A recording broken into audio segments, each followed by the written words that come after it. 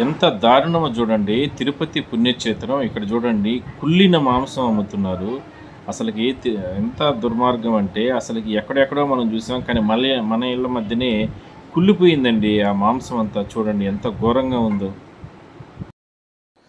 So గత కొన్ని నెలలుగా మనకి కంప్లైంట్స్ రావడం జరిగింది. ఇట్లా వేరే ఇతర రాష్ట్రాల నుంచి తీసుకువచ్చిన మటన్‌కి సంబంధించిన కాళ్ళు అంటే ఏదైతే ఈ పాయ అమ్ముతున్నారో షాప్స్‌లో ఈ పాయ అండ్ దెన్ మనకి తలకాయ ఇవన్నీ కూడా చెడిపోయిన పదార్థాలను తీసుకొచ్చి తిరుపతిలో తక్కువ ధరలకు అమ్ముతున్నారని కంప్లైంట్ రావడంతో ఈరోజు మున్సిపల్ కార్పొరేషన్ సిబ్బంది, శానిటరీ సూపర్వైజర్స్, శానిటరీ ఇన్స్పెక్టర్స్, మేస్త్రీస్, సెక్రటరీస్‌తో ఎర్లీ మార్నింగ్ ఇన్స్పెక్షన్ చేయడానికి వెళ్ళాము మటన్ మార్కెట్ పీపీ చౌడీ దగ్గర.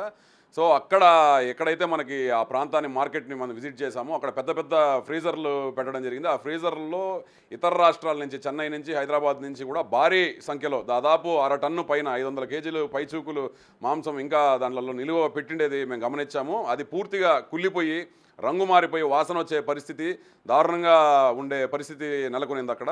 సో అదే కాకుండా ఇంకా కొన్ని ఫ్రీజర్ కంపార్ట్మెంట్ల లోపల వేరే దగ్గరలో కూడా ఇళ్లల్లో అక్కడంతా కూడా పెట్టుకొని ఇట్లే అమ్ముతున్నారని చెప్పేసి కంప్లైంట్ రావడంతో వెళ్ళాము. సో ఆ స్టాక్ అంతా కూడా సీజ్ చేసి మున్సిపల్ కార్పొరేషన్ డంపింగ్ యార్డ్కి బ్లీచింగ్ పౌడర్ జెల్ అని శానిటైజేషన్ చేసి పంపించడం జరిగింది. సో ఇటువంటి తిరుపతి లాంటి పుణ్యక్షేత్రంలో నిత్యం లక్షల మంది భక్తులు విజిట్ చేస్తూ ఉంటారు. అలాంటి ప్రాంతంలో ఇంత దారుణంగా సర్వ్ చేయడం అనేది చాలా బాధాకరమైన విషయము. వీళ్ళందరికీ మేము స్ట్రిక్ట్గా వార్నింగ్ ఇచ్చాము. మున్సిపల్ కార్పొరేషన్ చట్టాల ప్రకారం వాళ్ళందరికీ కూడా నోటీసులు ఇష్యూ చేయడం జరిగింది, పెనాల్టీ వేసాము. సో టోటల్ ఆ ఏరియానంతా కూడా టోటల్గా క్లీనింగ్ చేయించి ఒక 7 days నోటీస్ ఇచ్చాము. ఆ 7 daysలో టోటల్గా అదంతా ఏరియా అంతా క్లీన్ చేసి మళ్ళీ మాకు బ్యాక్ రిప్లై పెట్టకపోతే శాశ్వతంగా వాళ్ళ ట్రేడ్ లైసెన్స్ రద్దు చేసి వాళ్ళ మీద క్రిమినల్ కేసులు బుక్ చేసే విధంగా కూడా చర్యలు తీసుకుంటామని హెచ్చరించాం వాళ్ళందరి మీద.